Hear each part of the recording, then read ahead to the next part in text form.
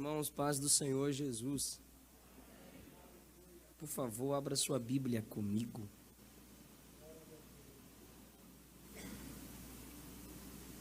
Livro do Gênesis, capítulo de número 34.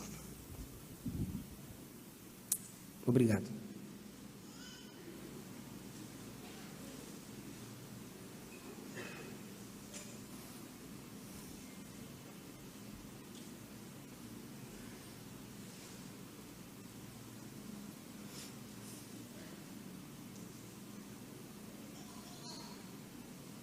Gênesis capítulo 34.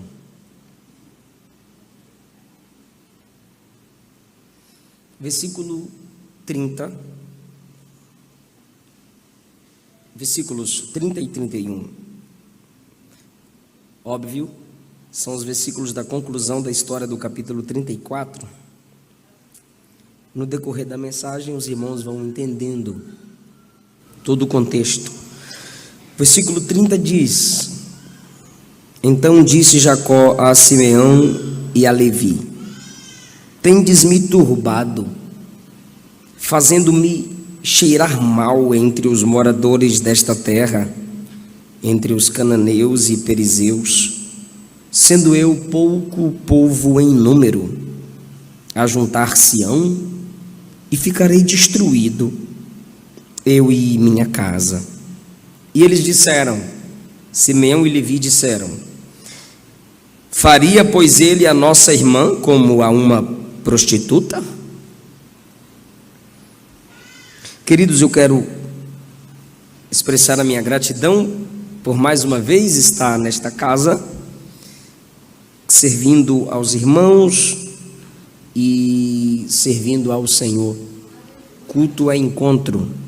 Nós nos encontramos quando encontramos Deus. Muito obrigado mais uma vez, pastor Josué Gouveia. Minha gratidão a Deus pela sua vida, todo o corpo de obreiros que com muito carinho sempre me recebem. Queridos, eu costumo dizer que quando estamos atribulados, a Bíblia nos consola. Sim ou não? Chega disso, aleluia, né?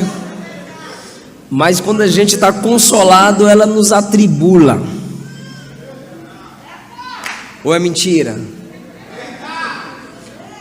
Hoje mesmo o professor Reginaldo Martins compartilhou um vídeo comigo. Eu falei, rapaz, eu vou ver os comentários, porque o Brasil é cheio de teólogo. E entre os comentários era: não, desisto de ler Bíblia. Quanto mais você conhece, você se perde. Quanto mais você lê, você duvida.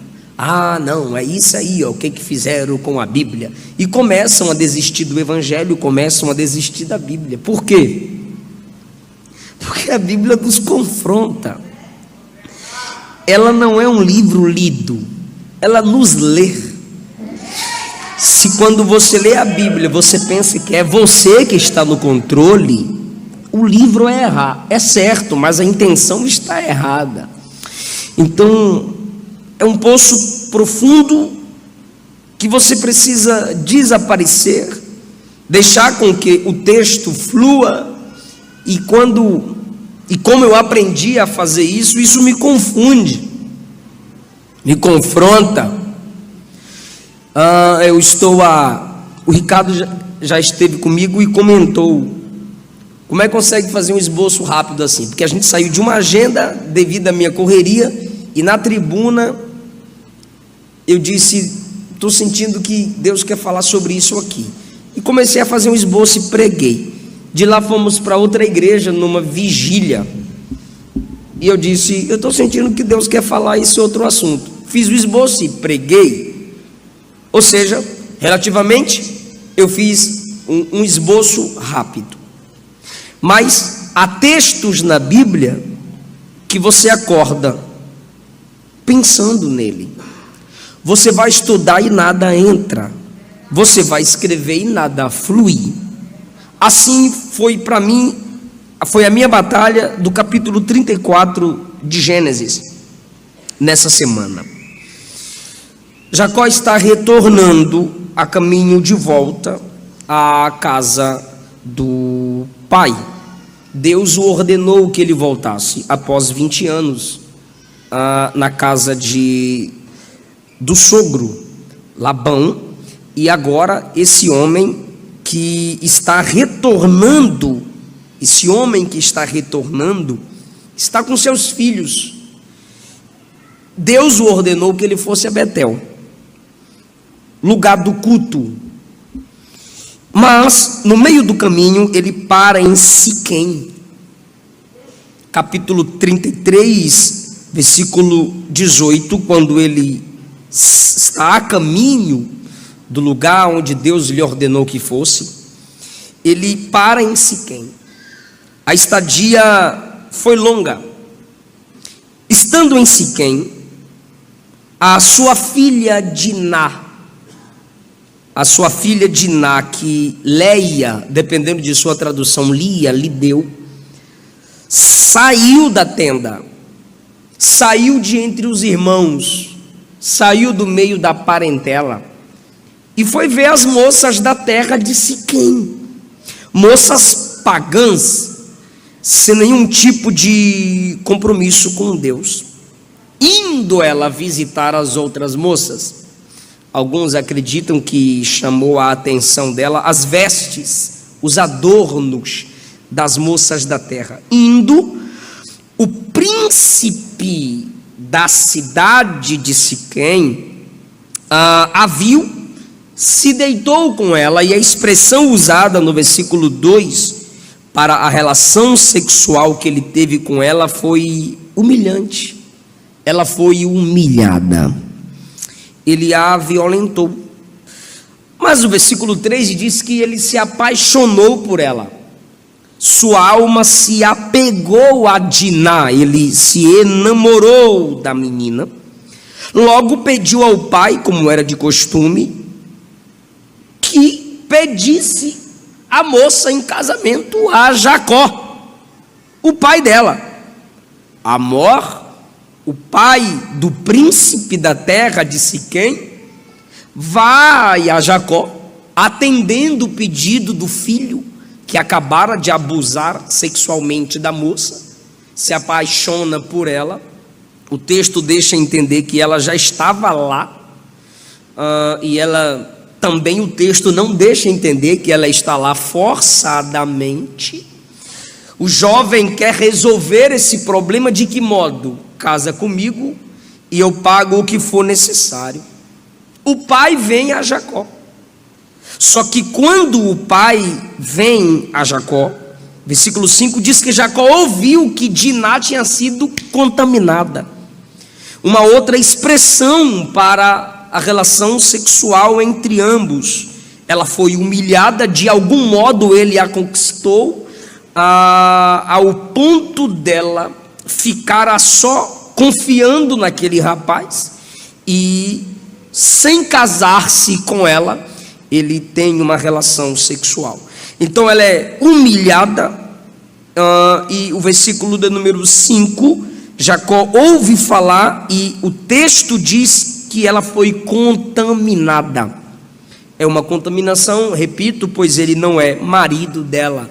E segundo, é uma contaminação, pois ele não é circuncidado, ele não tem o selo de que faz parte do povo de Deus. Então é uma contaminação para Israel, para o povo de Deus, pois a história está sendo escrita, narrada, quando a família de Jacó já se tornou nação. Jacó ouve falar o que o príncipe fez com a moça e fica quieto. Aguarda os irmãos dela chegarem do campo. Costumeiramente eram os irmãos que numa situação dessa se vingava, resolvia o problema da irmã. E ele esperou os filhos chegarem, quando na verdade o patriarca é ele, quem recebia as instruções de Deus para a família era ele, vinda de Abraão e de Isaac, passada a Jacó. Mas ele espera os filhos chegarem para resolverem o problema, e quando os filhos chegam, Jacó conta: Versículo 7, os filhos chegaram do campo, e quando eles ouvem de Jacó, o pai, o que aconteceu com Diná, a irmã, eles se iraram muito. E diz o texto, porque aquele príncipe fez uma doidice em Israel. É uma outra expressão para o ato de Siquém com a moça. Ele a humilhou, ele a contaminou, ele fez uma loucura. Eles estão irados, são os dois irmãos de sangue, por Lia, uma das esposas de Jacó. Eles então, quando ficam sabendo do acontecido, escutam o pai da moça. Agora ele chega e diz: a alma do meu filho está apaixonada pela vossa filha, vossa, porque os irmãos têm a missão também de protegê-la. O meu filho está apaixonado pela vossa filha. Dai-lhe, ou seja, deem-na por mulher. Aparentai-vos conosco, dai-nos vossas filhas. Agora o pai do príncipe estuprador quer as filhas tudo da casa de Jacó. Dai-nos nossas filhas, quer dizer, vossas filhas, e tomai as nossas mulheres para vós. Ele está fazendo uma proposta de mistura. E ele diz no 10: vocês vão habitar conosco. Jacó está de passagem, Jacó não pode fixar, porque ele é peregrino. Deus havia dito a Abraão e a Isaac e a Jacó que eles deveriam peregrinar, não fixar-se numa terra, porque por onde eles passavam, Deus ia demarcando o lugar, porque aquela terra seria dada à descendência de Abraão lá na frente. E agora a ordem ou a proposta de Amor, pai de Siquém, é: habitai conosco, a terra está diante de vós. Siquém, o príncipe abusador, atravessa no meio da conversa e diz aos irmãos dela, que já estão com o rosto irado, o semblante deles demonstram a ira que eles estão contra a situação. E Siquém, o príncipe, diz: achei eu graça aos vossos olhos e darei o que me pedirem. O pai diz: me dá a moça, ou seja, de graça. O príncipe diz: não, pode cobrar que eu pago, eu estou apaixonado. Aumentai muito sobre mim, no versículo 12, aumentai muito sobre mim o dote, e eu darei o que me disserdes. Mas me entreguem a moça por mulher, me entreguem ou dai-me, permitam. Aí os filhos de Jacó disseram a Siquém, o príncipe abusador e apaixonado: vocês não são circuncidados, vocês não têm aliança com Deus, vocês não têm a marca externa de um compromisso interno. E nós não podemos dar a nossa irmã para quem não tem a marca que temos. Isso seria uma vergonha para nós. Nisso consentiremos a vós, se fordes como nós.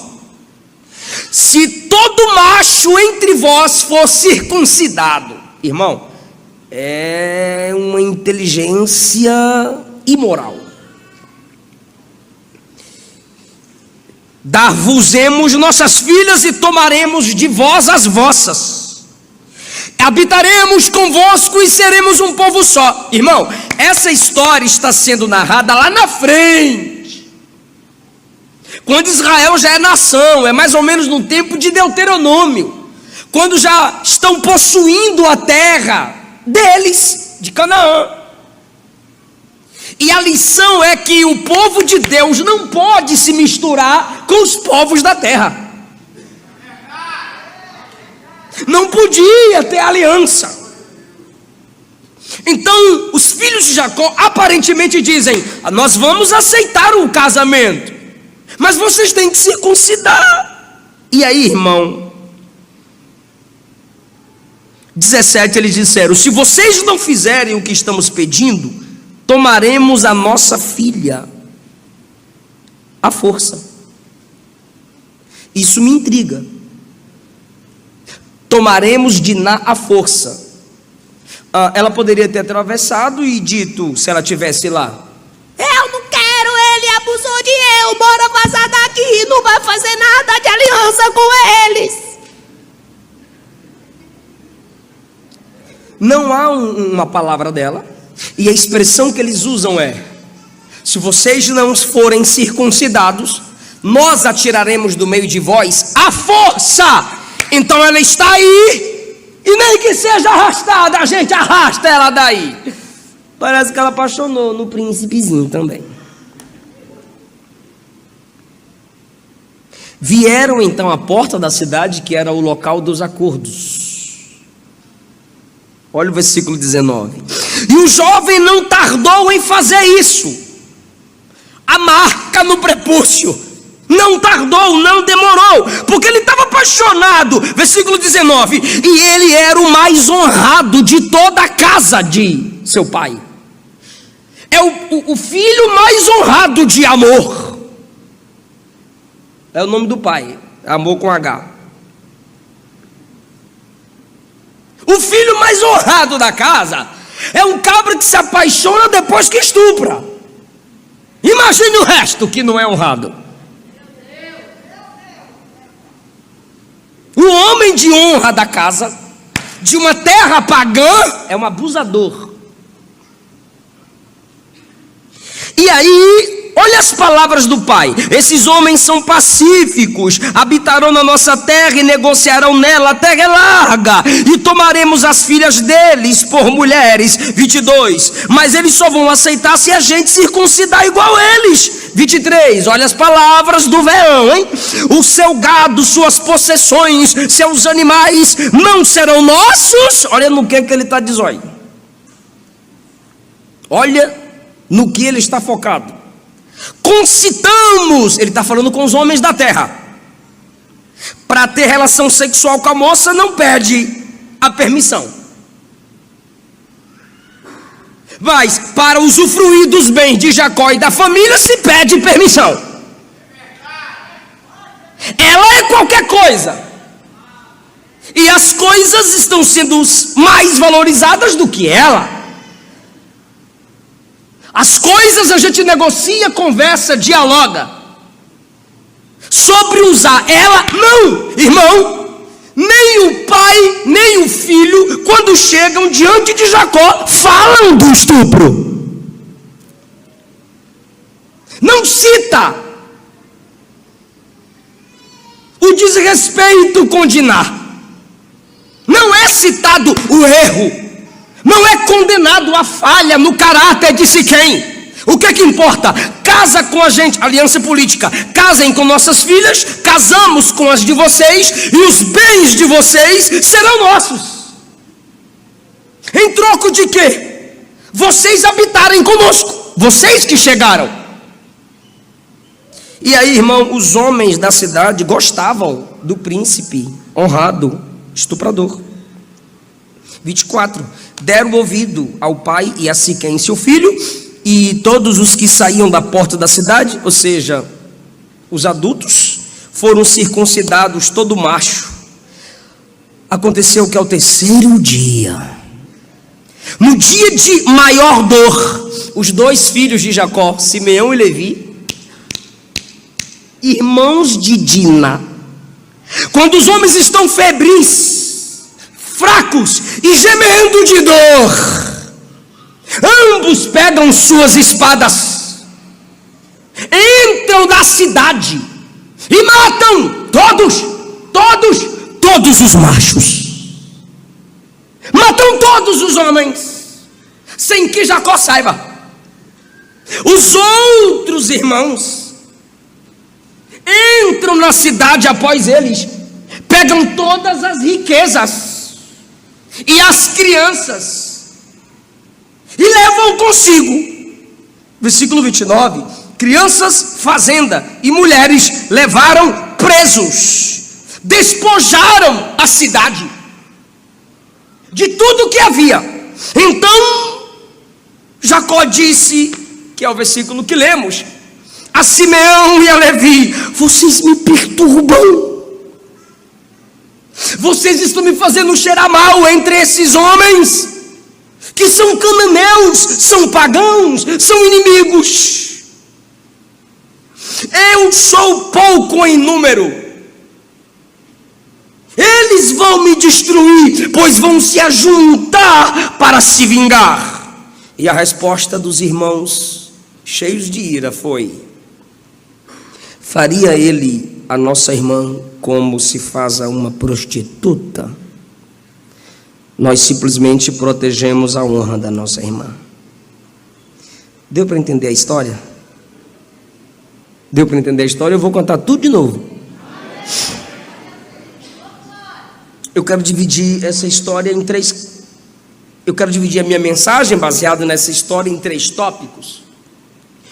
Eu quero intitular esse texto o capítulo das ausências, o capítulo dos vazios, o capítulo das faltas, o capítulo das ausências. Em primeiro lugar, nós temos aqui a ausência de domínio próprio. Exceto Jacó, todos aqui se deixaram levar pela emoção e por desejos descontrolados. Não tiveram domínio próprio sobre seus sentimentos. Eu não quero aqui justificar o abuso, mas Diná não teve controle sobre sua curiosidade. Ela não se satisfez mais com a tenda.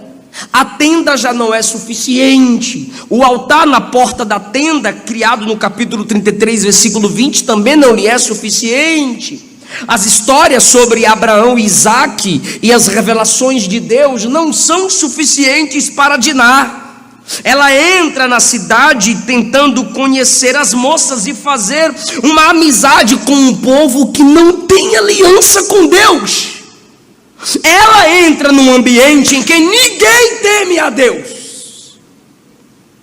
Ela sai do seu círculo familiar de confiança e proteção e vai tentar algo novo sem a direção do Eterno. E quem se abre para o novo sem a direção do Eterno vai simplesmente alcançar dores desnecessárias. Ela, por curiosidade e desejo de ter novas amizades, vai se envolver num relacionamento forçado que quase traria sobre Israel uma maldição.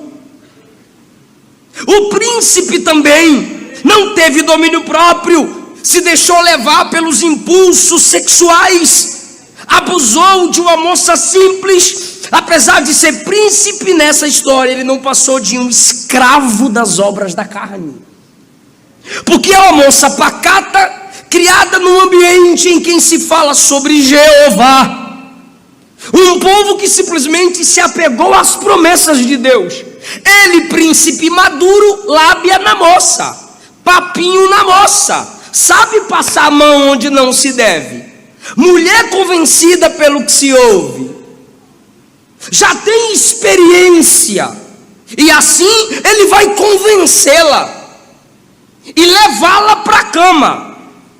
E a Bíblia chama de humilhação, contaminação, loucura, desrespeitar a moça, levá-la a um tipo de ato iníquo, fazer com que ela dê a ele simplesmente um prazer momentâneo. Um príncipe se controlando, quer dizer, se comportando como um animal. Se pensasse mais, se refletisse mais. Porém, esse é um texto da ausência do domínio próprio. O pai do jovem príncipe abusador, espertinho, quando vem fazer um pedido, ele oferece um acordo através de um casamento, mas ele sai do âmbito familiar para o âmbito político-financeiro. Ele diz: olha, eles se casam e a gente fica rico com os bens de vocês. E vocês podem negociar na terra. Mas quando ele vai confirmar o acordo com os homens da cidade, o que ele diz aos homens da cidade? Olha, eles têm muito gado. A Bíblia diz que Jacó e Esaú eram irmãos e eram tão ricos que ambos não poderiam ficar no mesmo ambiente, porque não cabia tanta riqueza. A bênção de Deus estava sobre aquela família. Abraão, Isaac e Jacó eram riquíssimos. O camarada está de olho no nível de prosperidade que aquela família tem. Agora entenda, por favor, pelo amor de Deus. O pai de um filho que acabou de abusar de uma moça vai falar com o pai da moça, e ele não pede desculpa pelo seu filho ter passado do limite, porque ele não está focado no problema. Ele quer uma solução rápida, mas ele não se domina em seu desejo de enriquecer. E você percebe que é igualzinho a nossa geração. Simeão e Levi, os dois filhos de Jacó, também não tiveram domínio próprio. Se fosse para matar, mata o príncipe. Se é para matar, mata o espertinho. Mas não, eles pegam um sacramento, um símbolo sagrado, circuncisão. Por trás do símbolo sagrado, a intenção é: vocês usam o nosso símbolo, e na confiança que vocês dão ao símbolo, vocês são fragilizados. E na vossa fragilidade, por confiar em nossa proposta de usar o símbolo, a gente mata vocês. Então eles não se controlam em sua ira e matam pais que não tinham nada a ver, irmãos que não tinham nada a ver, filhos que não tinham nada a ver. Destroem uma cidade cheia de famílias inocentes que acreditavam na pureza do seu príncipe, mas por não se controlarem, por não dialogarem, por não repreenderem, o domínio próprio, ausente na vida do Simeão e do Levi, fez com que eles cometessem uma atrocidade e confiscaram os bens de homens mortos quando estavam fracos, coisa que era permitida numa guerra, que não é o caso aqui. Não houve guerra, houve um plano de vingança bem arquitetado. Não há domínio próprio nessa história. Em segundo lugar, a segunda ausência nesse texto é a ausência da compreensão do sagrado. Segundo lugar, a ausência da compreensão do sagrado. Por que eu digo isso? Porque na proposta que os filhos de Jacó devolvem, a contraproposta que eles fazem, eles dizem assim: circuncidem e fica tudo bem entre nós. Aceitem o símbolo da nossa fé. Alguém está me ouvindo? Diz amém. Eu sei que é uma história pesada, mas eu disse que a Bíblia atribula mesmo. Aceitem um símbolo da nossa fé e está tudo bem. Momentaneamente, os homens aceitaram a falsa mensagem. Aceitem o símbolo da nossa fé. Pelo ato da circuncisão, vocês se tornam prosélitos, amantes dos nossos costumes religiosos. Vocês vão fazer parte da mesma religião. Fazendo parte da nossa religião, vocês podem fazer parte da nossa família. Eles não condenam o mau caráter do príncipe. Eles não condenam o mau comportamento do príncipe da cidade. Eles não chamam a atenção por aquele erro. Eles simplesmente oferecem. Eles oferecem o símbolo da fé. Eles oferecem algo que era sagrado. O que? A circuncisão. E aí a gente faz aliança, e vocês vão ter o que a gente tem, vocês vão sentir o que a gente sente, vocês estarão aptos a caminharem conosco. Ah, irmão, não há repreensão, só há proposta. E eu preciso falar aos irmãos que nesse ano de pandemia, A gente focou muito na internet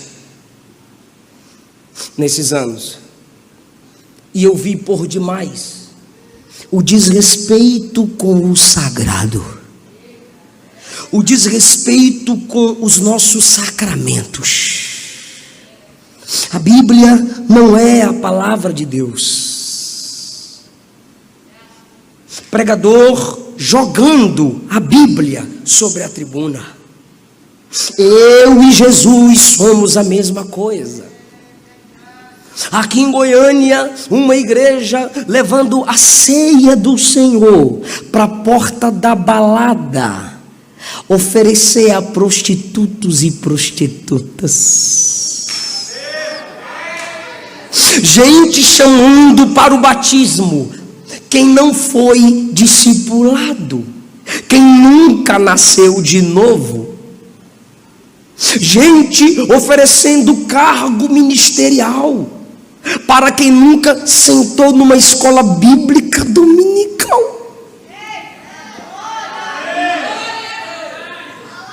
Jesus nunca levou ao apostolado quem nunca tinha sido discípulo. Se Jesus não transforma em apóstolo quem não é discípulo, por que a gente quer levar ao apostolado quem nunca discipulado foi? É por isso que temos muitos apóstatas, porque se tornaram apóstolos sem serem discípulos.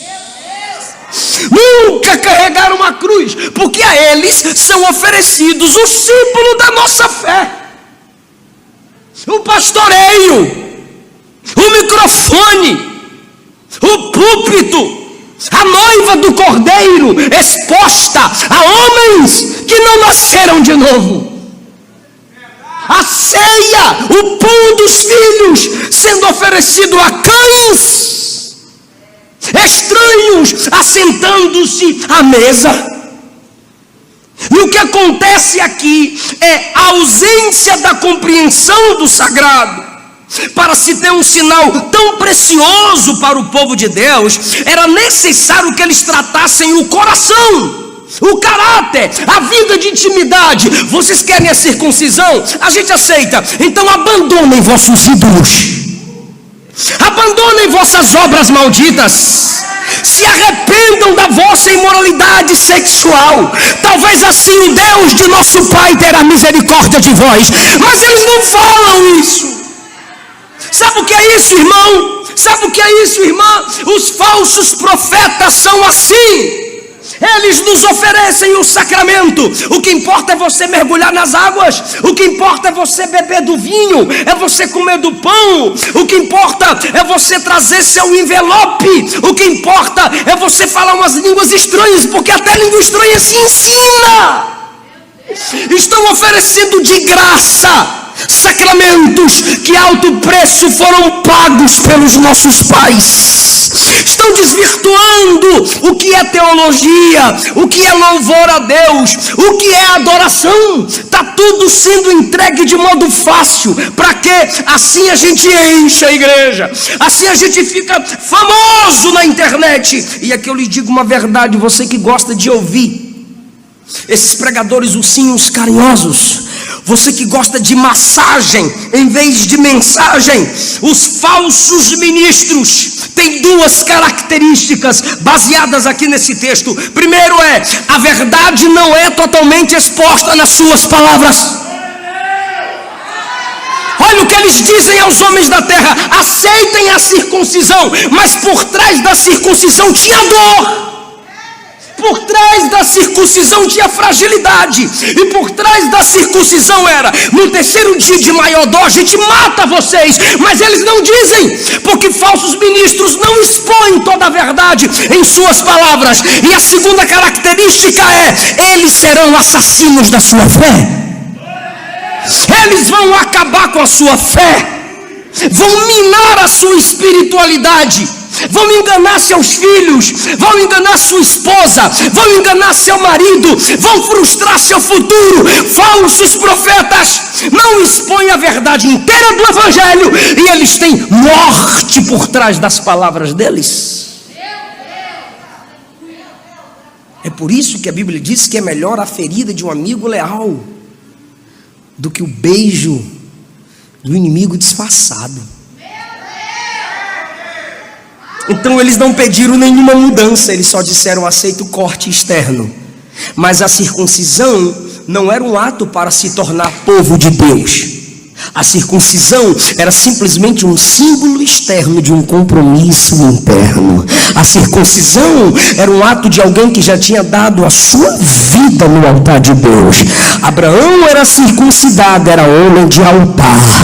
Isaac circuncidado, era homem de altar. Jacó circuncidado, onde chegava levantava altar.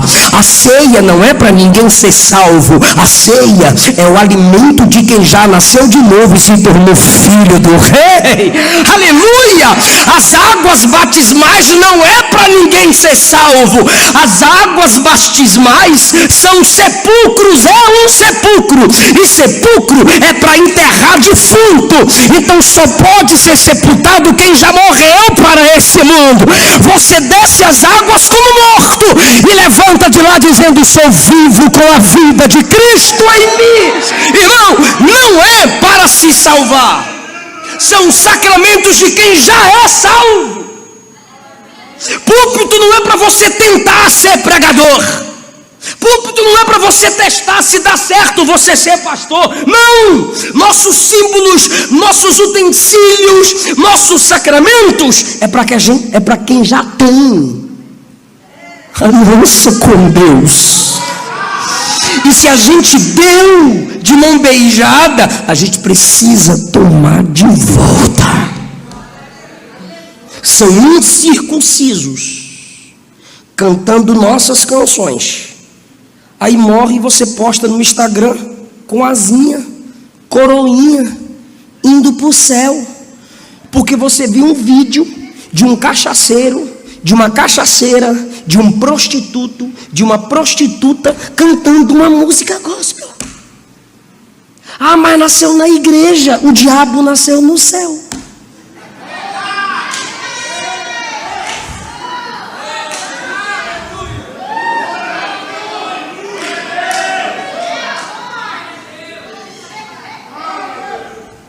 Não é porque tem os nossos símbolos ou sacramentos que é salvo, irmão. Quem é seu pastor? Meu pastor é quem me recebe onde eu chego. Onde você congrega? Eu sou igreja. Então a gente vai congregar em você, catedral.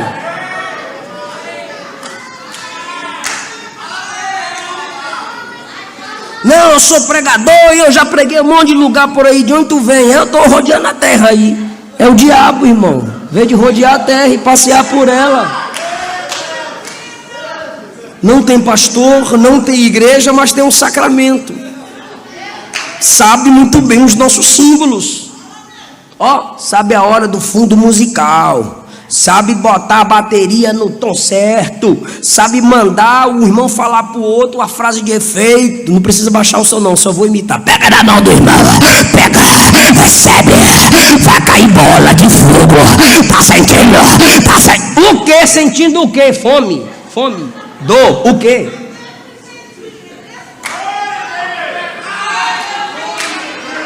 Os caras, pastor Jones, têm a performance. Faz um showzinho. Os nossos símbolos têm sido desprezados. Eles não oferecem a dor da circuncisão, só o privilégio de ser filho de Abraão. São os assassinos da fé, tá? Porque são esses que não escondem a realidade da marca, do selo, que matam os homens que acreditam na mensagem deles. Eu vou encerrar. Eu não pedi para ninguém dar glória, agora eu vou pedir. Por quê? Por causa do terceiro, eu disse que eu ia pregar em 3 tópicos. Primeiro, a ausência de domínio. Segundo, a ausência de compreensão do sagrado. Eita, povo inteligente. Terceiro, a ausência de Deus. Está preparado para dar glória a Deus? O mais triste no relato desses versos é que no capítulo 34 inteiro o nome de Deus não é citado. Jacó, pastor Josué, é um príncipe de Deus. Seus filhos são o povo da promessa. Sua casa tem a bênção. Mas Deus não é citado. O nome de Deus é citado enquanto Jacó está na casa dos pais. Gênesis 25 a 27. Enquanto ele fugia de Esaú, o nome de Deus foi invocado no capítulo 28. Quando ele estava na casa do sogro, ele chama Deus, em 31:42, ele chama Deus de o temor de Isaac, o Deus de Abraão. Mas aqui em Siquém, o nome de Deus não é invocado, Deus não é adorado aqui e agora. Se falta Deus, se ele não é invocado, se ele não é lembrado, se ele não é chamado para a guerra, ele diz: tentem com as suas próprias forças. E aí o príncipe se torna escravo de impulsos sexuais. Um homem ama mais as coisas do que a vida de uma moça. Jacó não ora, não fala para Deus, mas fala para os filhos: abusaram da irmã de vocês. Os filhos levantam a espada, mas não levantam o altar para falar com Deus. Então o que é esse capítulo aqui? É o exemplo de uma humanidade que exclui Deus. Tudo que está aqui vai estar em qualquer ambiente, em qualquer casa, em qualquer igreja, em qualquer família que exclui Deus. É o retrato da humanidade sem Deus. É o modelo fiel do que seria a humanidade, entregue a si mesmo sem a intervenção divina. É por isso que Deus tem que se intrometer, e crente também tem que se intrometer. Irmão, como é que Deus se intromete na vida do homem? Através da igreja. Uma moça escreveu no meu Instagram aí, dos textos que eu faço e dos vídeos que eu faço: pastorzinho, vá cuidar de sua vida, pastorzinho. E eu falei para ela: se mantenha na sua insignificância de cuidar só da sua. Eu fui chamado para cuidar da minha e da vida dos outros também. Em briga de marido e mulher não se mete colher, mete pau, mete colchão, mete tudo, irmão. Tem que se intrometer, irmão. Se Deus não intervém, estaríamos perdidos. Foi Deus quem chegou no capítulo 35 e disse: Jacó, vaza daqui, vai para Betel, para onde eu já te ordenei que fosse. Se Deus não intervém, ninguém o invocaria.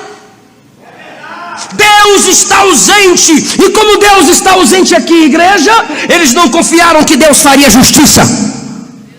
Era só orar e dizer: nossa irmã foi abusada, um camarada brincou com a nossa família, brada em nosso favor, Deus. Não confiaram que Deus poderia transformar o mal em bem. Alguma coisa Deus poderia fazer, como fez na vida de José e do próprio Jacó na casa de Labão. Então, o que temos aqui? Por favor, digam após mim: uma família escolhida de Deus. Não chama Deus, não invoca Deus. Sabe como eu resumo isso? Salvos que não invocam o Salvador, filhos do reino que não invocam o seu rei, escolhidos que excluem aquele que os escolheu. Aí você posta no Facebook: escolhida de Deus, escolhido de Deus. Mas você passa uma semana sem orar: escolhido. Deus olha do céu à terra e diz: tu é o escolhido e eu sou o excluído. E aí, pastor, vai terminar a mensagem pesada desse jeito? Claro que não. Não há nada impossível para Deus. Eu vou repetir: não há nada impossível para Deus. Aleluia! O que temos aqui é um retrato da humanidade caída, miserável, pobre, cega, nua, sem Deus. E qual é o jeito? Qual é a solução? Eu falo. Um certo escritor disse: o amor que se eleva é adoração, o amor que se inclina é a graça. A graça de Deus se inclinou, olhou para essa família tão falha e disse: dessa família vai vir Davi. De Davi vai nascer o Salvador. Aleluia! A graça vem de homens falhos.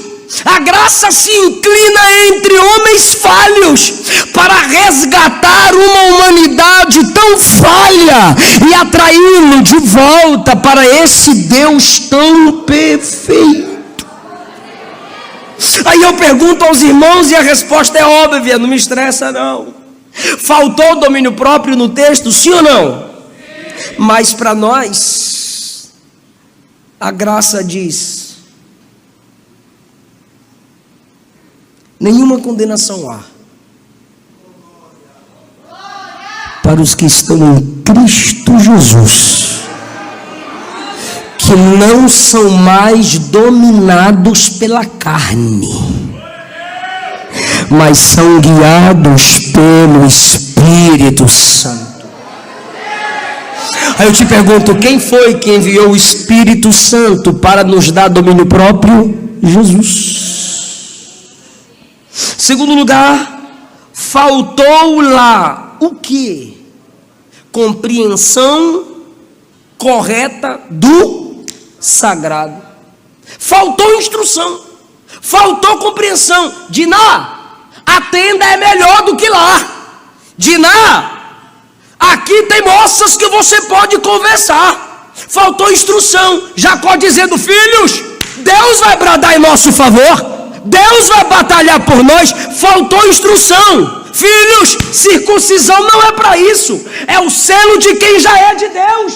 Não pode banalizar as coisas para resolver um problema tão difícil, como se o selo de Deus em nós fosse algo tão fácil e barato. Faltou compreensão. Mas Jesus, que veio dessa família, deu revelação aos apóstolos, e através do Espírito os apóstolos escreveram, e por causa das cartas nós temos compreensão correta de não usar o nome do Senhor em vão, de respeitar a ceia do Senhor, de saber que culto é sagrado e que a palavra de Deus está acima de todas as coisas. Nós temos essa compreensão no Novo Testamento por causa do Espírito que Jesus, que veio dessa família, enviou para nós. Em último lugar, a terceira ausência no capítulo 34 é: faltou Deus. Deus estava distante, mas em Cristo Ele disse: eu me aproximo tanto que eu vou descer ao modo de vocês. O que vocês são? Humanos. Aí Ele vem como homem. Por que vocês vivem assim? As tentações são grandes. Aí Ele vem como homem, em tudo é tentado e venceu todas as tentações. E quando o diabo vai tentá-lo dizendo: se tu és filho de Deus, me vença, Jesus diz: não, eu não vou te vencer como filho de Deus, eu vou te vencer como homem cheio do Espírito de Deus. Nem só de pão vive o homem, eu estou aqui como homem, mas de toda palavra que sai da boca de Deus. Ou seja, o que Jesus está dizendo é: eu vim aproximar o Pai dos homens, vivendo entre os homens. Jesus não era um homem entre os homens falando de Deus aos homens. Jesus era Deus entre os homens falando de si mesmo para eles. Deus entre os homens é Cristo entre nós. Quando Ele nasce, Mateus discerne: Jesus é Emanuel. Deus conosco. E lá na cruz, Jesus brada: está consumado. Eu paguei o preço. E quando ele bradou está consumado, sabe o que ele estava dizendo? O descontrole sexual do príncipe, eu assumo a culpa. O descontrole de ira dos filhos de Jacó, eu assumo a culpa. Porque o mesmo descontrole naquele príncipe está em cada um de nós, se não formos cheios do Espírito Santo. Se não for a graça de Jesus, somos irascíveis, igual Simeão e Levi. Mas por causa do tetelestai lá na cruz, por causa do sangue derramado, por causa do sacrifício feito por Ele, Ele nos dá a graça de vencermos nossos desejos carnais. E o que o Espírito Santo está falando a você aqui nessa noite é: você seria pior ou do mesmo nível do estuprador e dos irascíveis. Mas a graça te capacita a vencer a cada dia, e você pode dizer: isso é Deus na minha vida. Onde estiverem 2 ou 3 reunidos no meu nome, eu estarei reunido ali, no meio deles, para receber suas confissões, para receber o seu culto. Todo esse texto está mostrando, irmão, que em Jesus todas as ausências são preenchidas. E só quem tem Jesus pode dizer: o Senhor é o meu pastor, e Ele não vai me faltar. Se Deus completa tudo em sua vida, você pode dar glória a Ele. Pode ficar em pé. Se Jesus completa todas as ausências na sua vida, glorifique a Ele. Toda ausência é preenchida quando a gente tem Jesus. Sem a encarnação de Cristo não teríamos Deus. Sem o sopro de Jesus, que é o Espírito Santo, não teríamos domínio próprio, vitória sobre a carne. E sem as instruções que Jesus deu, nós não saberíamos o valor do sagrado. Pai, obrigado pela sua igreja. Me ajuda, Jesus. Nos ajuda, Jesus. Somos falhos, humanos, pecadores, mas a sua graça nos aperfeiçoa a cada dia. Não nos deixa para viver controlados pelos impulsos da carne.